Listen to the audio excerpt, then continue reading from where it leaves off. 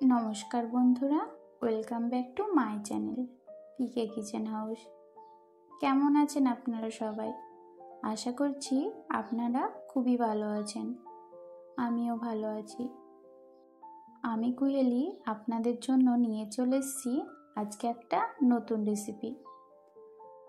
আজকে আমি আপনাদেরকে চিকেন কবিরাজি করে দেখাবো। এটা খুবই সহজভাবে আমি তৈরি করব।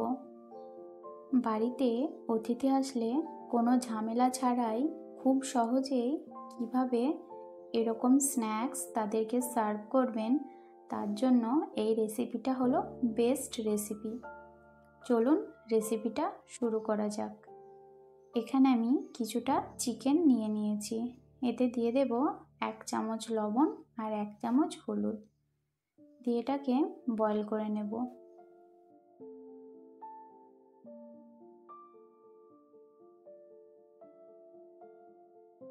এটা বয়েল হয়ে গেছে।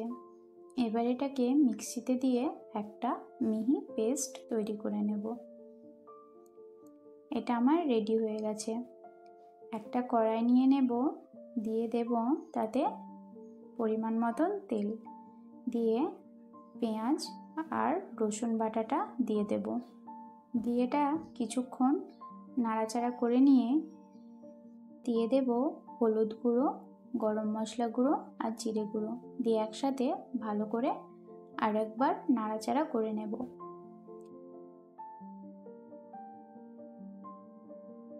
এবার এতে কালারের জন্য দেব কাশ্মীরি লঙ্কার গুঁড়ো আর ঝালের জন্য দেব 1/2 চামচ লঙ্কার গুঁড়ো দিয়ে আবারও ভালো করে নাড়াচাড়া করে নিয়ে মাংসটা এতে দিয়ে দেব।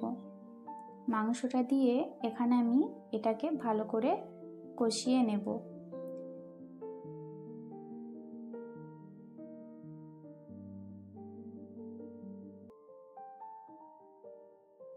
এটা আমার হয়ে গেছে।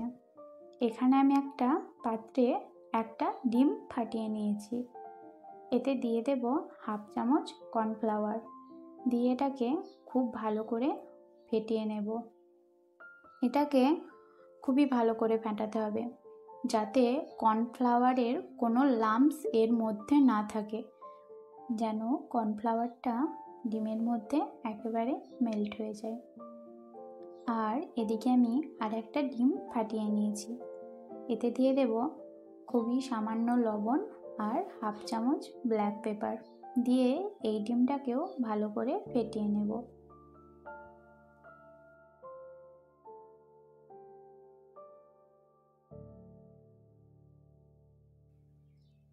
এটা আমার ফেটানো হয়ে গেছে। এখানে আমি যে মাংসের কিমাটা রেডি করে রেখেছিলাম সেটা নিয়ে নিয়েছি।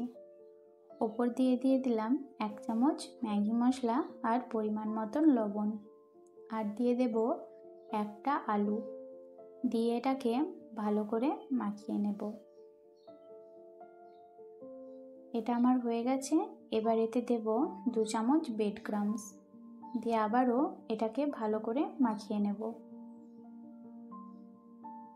এই রেসিপিটা সত্যি অসাধারণ লাগে খেতে, আর এটা খুবই সহজ।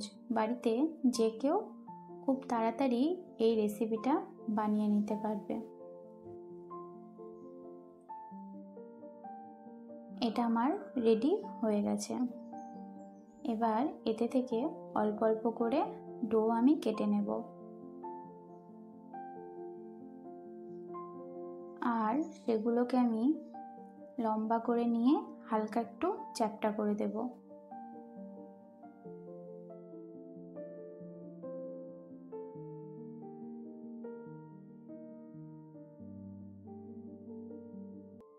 এটা আমার রেডি হয়ে গেছে। এরকমভাবেই সবগুলোকে আমি তৈরি করে নেব। এখানে আমি প্রথমে এটা ডিমের গোলাতে দিয়ে দেব, দিয়ে ডিমের গোলাটাকে এর সাথে ভালো করে লাগিয়ে নেব। এবার এটা তুলে ব্রেড ক্রাম্বসে দিয়ে ওপর দিয়ে ব্রেড ক্রাম্বস দিয়ে দেব, আর এটাকে ভালো করে কোট করে নেব। এটা আমার চামচ দিয়ে হচ্ছে না, এটাকে আমি হাত দিয়ে ভালো করে চেপে চেপে কোটটা করে নেব। দিয়ে আবারও ডিমের ব্যাটারে চুবিয়ে নেব। আর একবার ভালোভাবে ডিমের ব্যাটারটা লাগিয়ে নেব। দিয়ে এটা ব্রেড ক্রাম্বসে দিয়ে আবারও ভালো করে কোটিং করে নেব। আমি এখানে 2টো লেয়ারের কোটিং দিয়েছি। আপনারা চাইলে ইচ্ছে মতন 1টা বা 2টো লেয়ারের কোটিং দিতে পারেন।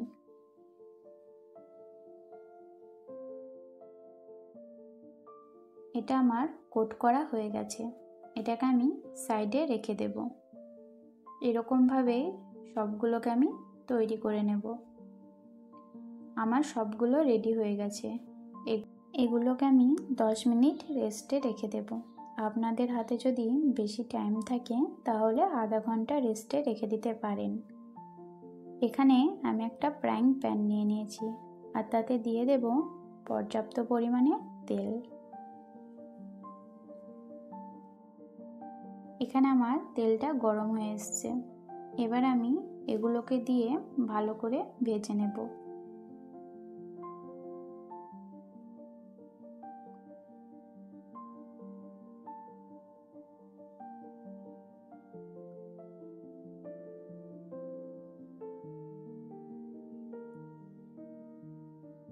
এগুলো লো আঁচে একটু টাইম দিয়ে ভালো করে ভাজতে হবে,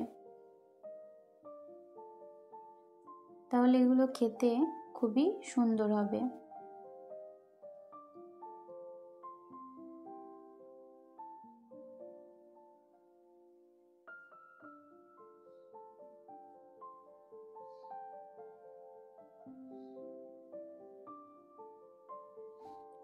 এগুলো আমার ভাজা হয়ে গেছে।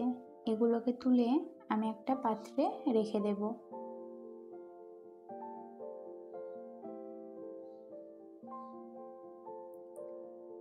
এবার আমি ওই তেলেই যে কর্নফ্লাওয়ার ডিমের ব্যাটারটা তৈরি করে রেখেছিলাম সেটা হাত দিয়ে অল্প অল্প করে দিতে থাকবো।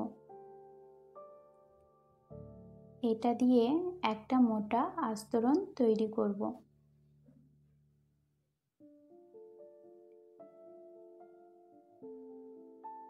এটা দেওয়া খুবই সহজ, আপনারা এখানে ভয় করবেন না। এবার আমি যে কবিরাজিগুলো তৈরি করেছিলাম সেগুলো এতে দিয়ে দেব আর এরকমভাবে উল্টিয়ে এটাকে ফোল্ড করে নেব।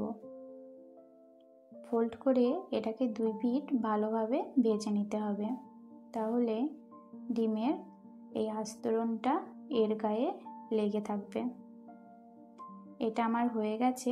এটাকে তুলে আমি একটা পাত্রে রেখে দেব আর গরম গরম সার্ভ করে দেব কাসুন্দি আর শসার সাথে চিকেন কবিরাজি। বন্ধুরা, রেসিপিটি কেমন লাগলো আমাকে নিচে কমেন্ট বক্সে অবশ্যই কমেন্ট করে জানাবেন। রেসিপিটি যদি ভালো লেগে থাকে একটা লাইক আর একটা শেয়ার করে দেওয়ার অনুরোধ রইল। বন্ধুরা, আপনারা যদি ইউটিউব থেকে আমার চ্যানেলটি দেখে থাকেন তাহলে অবশ্যই চ্যানেলটিকে সাবস্ক্রাইব করে দেবেন আর পাশে থাকা বেল আইকনটি অবশ্যই ক্লিক করে দেবেন আমার পরবর্তী ভিডিওর নোটিফিকেশান সবার আগে পাওয়ার জন্য। আর ফেসবুক থেকে দেখে থাকলে অবশ্যই ফলো করে দেবেন। ধন্যবাদ শেষ পর্যন্ত আমার সাথে থাকার জন্য। ফিরে আসছি আর একটা নতুন রেসিপির সাথে। ততক্ষণ সুস্থ থাকবেন, ভালো থাকবেন, নিজের খেয়াল রাখবেন। টাটা।